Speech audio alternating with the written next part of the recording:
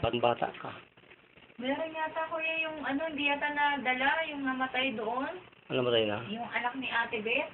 Parang may rin yata sa Ano? Namatay na siya? Hindi, patay na po talaga siya. Nandiyan na nga po sa Yung, Opo, yung tumboy?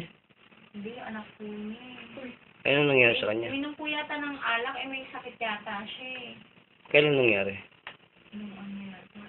Nakaburol dyan. Yun nga daw. Yung lalaki? Si Boy? Babae po yun. Mm. Matapa? Kasi hindi pa kasi ako masyadong nababalita na talagang pinipiti ko na yung mga ganitong kay teacher na heart attack. So, live pa rin tayo on board, teacher. So, nagpapasalamat ka ba sa aming lingkod bayan ni Brother Tony Falcon sa pagsalba ng iyong heart attack na yan? Siyempre, kuya. Malaking pasalamat ko. Kasi kung wala ka wala na rin talaga siguro. Gano'n ba kakiller ang heart attack? Ipaliwanag mo sa ating mga masugid na tagapagtangkilik at nanonood ang ating programang ito, Lingkod Bayan ni Brother Tony Falcon ng CBS-DWAD 98 kHz News M. Alam po ba ninyo na tatlong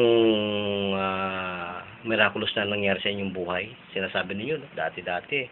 Kayo ay ito, na anong tawag doon, namuti na yan. Palagay ko po, 3 beses na kayong pinaghimala ng Panginoon. Pangatlo na ngayon. Ayun, kung talagang totoo yan. Ang heart attack, sister, alam mo, #1 cause of death worldwide, especially sa United States of America. Hindi kaya nilang gamutin yan. Pero ilang minuto kayo napagaling, sister? Hindi ko alam po ang minuto. Sabi mo Segunda lang. Sister, ano bang tingin mo sa kanya? Nagkakilig siya kanina? Yung gano'n?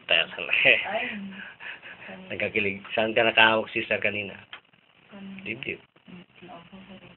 Tapos yung suka mo. Opo, ayan po yung suka. Suka mo. Kung hindi mo naitapon yung suka niya, saan yung suka niya? Ayan po. Dami yan. Oh my God, teacher. So, sa totoong pangalan, teacher, ano pong pangalan nila? Elsa. Elsa, ano pong apelyido, sister? Berse. Berse. Ilang pong taong gulang kayo? 27. 27. Ilan pong buwan o taon na kayong binabagabag ng ganyan sakit sa puso na yan? Ilang taon na. Kailan ba ito nagsimula? So, ibig sabihin po, genetic, yung mga magulang mo ay baka may... Yung mga magulang ko talaga meron. Namatay na sa... Hindi pa naman namatay. Ibig sabihin Kaya parang... may mga nararamdaman din sila. dapat po pala ilapitan niyo sa Lingkod Bayan para po kayo ay mapagsilbihan. Inulit ko po, paano po kayo napagaling ng ating programang ito? Kayo po ba'y nasayahan? Tingin po ba ninyo kung kayo isusugod pa sa ospital, aabot pa ang beauty niyo kung ang inyong rescuer, first aider ninyo ay Western medicine? At ang beauty mo, gagamitan ng CPR, cardiopulmonary resuscitation. Obsolete na po yun sa buhay namin. Ng mga judista ng Usgong Therapy Gerontologist. Study of human aging. Kailangan po ma-replicate yung aging blood vessel natin. Cells na yan. 7 times faster. Younger than to your, ilang taon ka na yan, sister? 27. Kailangan maging yan. Younger. So, mayroon po ba kayong idadagdag sa inyong pagkakataon para manawagan sa ating mga may ganito pong karamdaman sakit sa puso? Ano po ba yun? Lumapit sa aming Lingkod Bayan para magpagamot na kasi sa doktor, test lang, laboratory. Pero maintenance. Ang maintenance po ba, masasalba ang beauty nyo kapag nagkaroon kayo ng attack ng ganyan? Wala na yun. Along the way, you will die. Kaya sa Department of Health, Department of BIPAD, ang ituro po ninyo ay yung talagang miraculous technique ng Usgong para po kayo makapag masipagsilbihan natin ang bansang Pilipinas na to at magpugay tayo sa panibagong daan para po makabangon ng ating edukasyon. Napakaliit na edukasyon talaga.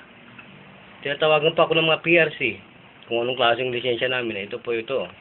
Teacher, gano'n po ka beneficial ang ating technique? Sa tingin po ninyo, sister?